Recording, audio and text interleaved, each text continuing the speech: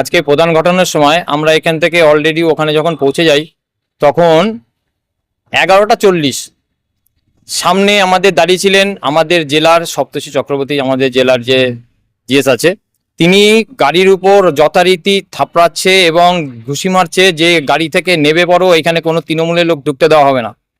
আমি তখন ওনাকে যখন টেস্ট করি, যখন ওনাকে আমি জিজ্ঞাসা করি যে তৃণমূল আমাদের কে আছে, আমি একজন বিজেপির মেম্বার শ্যামল বৈরাগী, ইনি আছে কাজল, উনি বিজেপির মেম্বার, আমরা 4জন বিজেপির মেম্বার ওখানে।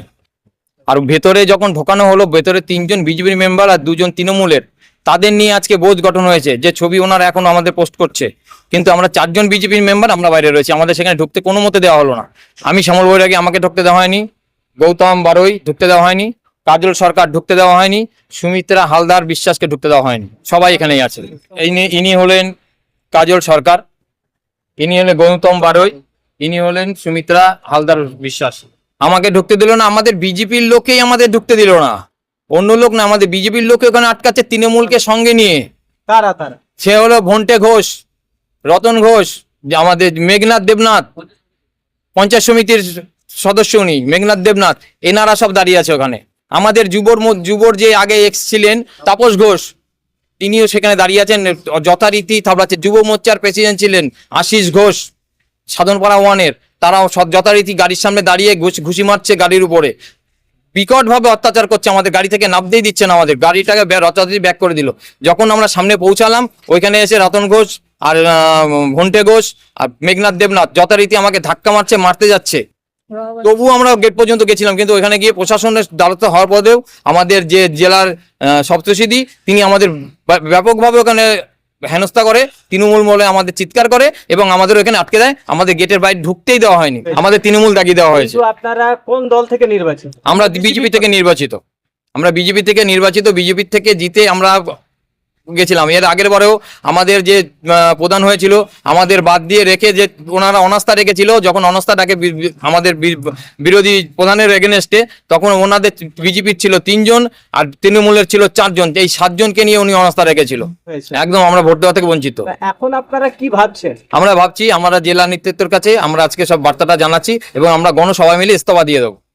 আমার পার্টির কাছে যদি আমাদের নিজেদের ব্যক্তিত্ব, আমাদের নিজেদের না থাকে, আমাদের সম্মানটা যদি না থাকে, যার জন্য এতদিন লড়াই করেছি, আজকে এই জায়গাটা তৈরি করেছি তো আমরা খেটে, এখানে আমরা তো লড়াই করেছি, তৃণমূলের বিরুদ্ধে লড়াই করতে এই জায়গাটা এসেছি, সেই জায়গাটাতে আমাদের তৃণমূল দাগিয়ে দেওয়া হলো আমরা একজন মেম্বারকে। এর থেকে কষ্টের আর কিছু আছে? সপ্তর্ষিদি নিজে, জেলার যে জিএস সপ্তর্ষি নিজে বলছে আমি তৃণমূল। আমরা জেলা প্রেসিডেন্ট অর্জুন বিশ্বাসকে জানিয়েছেন এটা? অর্জুন বিশ্বাস যখন উনি ওখানে ফোন করছেন, অর্জুন দাকে বলছে, অর্জুন দা আমাদের লাইনে রয়েছে, তোমার যদি কিছু বলার থাকে অর্জুন দাকে তুমি ডাইরেক্ট বলো, অর্জুন দা লাইনে রয়েছে, অর্জুন দা সব শুনতে পাচ্ছে। আমাকে বলছে দেখুন অর্জুন দা, শ্যামল আমার সঙ্গে কিভাবে ব্যবহার করছে, আমাকে চেস করছে।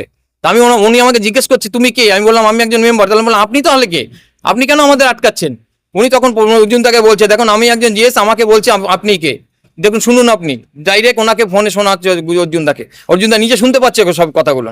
আজকে প্রধান ঘটনার শেষ পর্যন্ত কি হলো আপনার দেখা? কিছু আমাদের আমাদের ঘাট ধাক্কা দিয়ে বার করে দেওয়া হলো, এখান থেকে আমাদের তাড়িয়ে দেওয়া হলো, আমরা নিরুপায় চলে আসলাম, কিছু করার নেই তো। আপনার নাম? আমার নাম শ্যামল বৈরাগী, কৃষ্ণনগর দক্ষিণ সাধনপাড়া 2 এর মেম্বার।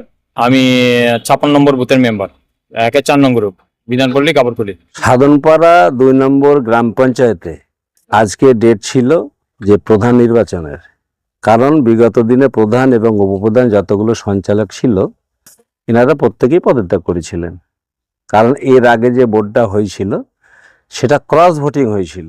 আর এই ক্রস ভোটিংটা হয়েছিল বিজেপির কিছু নেতৃত্ব পক্ষপাত করে, তার মধ্যে ওয়ান অফ দেম হচ্ছে রঞ্জন অধিকারী, দ্বিতীয় হচ্ছে বাপি সিংহ রায়।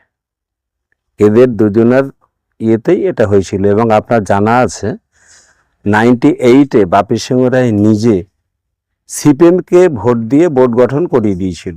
প্রধান নির্বাচিত হয়েছে রমা তাফালি আর উপপ্রধান নির্বাচিত হয়েছে নিশিকান্ত বিশ্বাস। আরো একটা কথা বলে নি, কতজন উপস্থিত ছিল?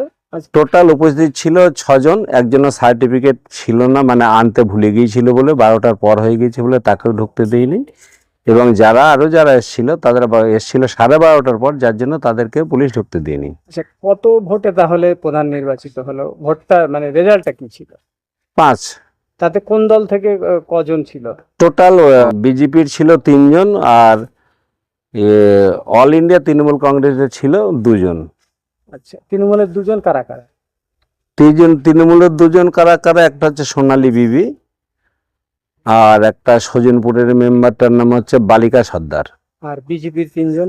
বিজেপির 3 জন নিশীথ বিশ্বাস, রমা তাফালি আর রাধারানী ঘোষ। এটা কোন দলের প্রধান নির্বাচিত হলো? বিজেপি দলের প্রধান নির্বাচিত হলো। তাহলে সাধনপাড়া 2 নম্বর গ্রাম পঞ্চায়েত কি এখন বিজেপির দখলে? সম্পূর্ণ বিজেপির দখলে। সাধনপাড়া 2 নং গ্রাম পঞ্চায়েত বর্তমানে বিজেপির দখলে। আগে যেটা নির্দলের ছিল এবং কিছু অসাধু তারা দল করত উপরে এবং ভিতরে, এই ক্রস ভোটিং করিয়ে আমাদের বিজেপির 7 জন মেম্বার থাকা সত্ত্বেও তারা কিছু লোক পক্ষপাতিত্ব করে নির্দলের পক্ষে তৃণমূল এবং বিজেপির একাংশ ভোট দিয়ে তারা নির্দলকে প্রধান নির্বাচিত করেছিল। সেইটাই তারা মানে আজকে তারা তাদের ভুল বুঝতে পেরে পদত্যাগ করেছে। রতনদা, যার জন্য একটা বিষয় আজকে খুব বিতর্ক তৈরি হয়েছে, সেটা হচ্ছে যে যেহেতু আপনি বলছেন যে এটা বিজেপিরই দখলে আসলো, তাহলে বিজেপি যারা ভোট দিতে পারেনি 4 জন মেম্বার, তারা বলছে যে আমাদেরকে বাধা দেওয়া হয়েছে।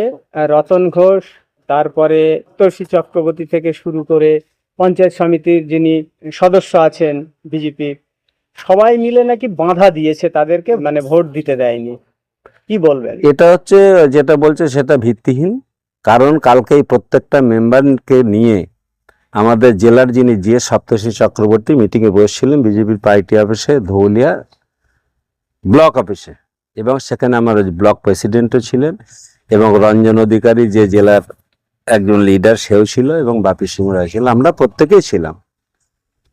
সেখানে বসে সবাই মিলে সর্বসম্মতভাবে ঠিক হয় রমা তপালি প্রধান এবং নিশীথ আগের উপপ্রধান ছিল, তাকে উপপ্রধান করতেই হবে এবং প্রত্যেকে মেনে নেয়।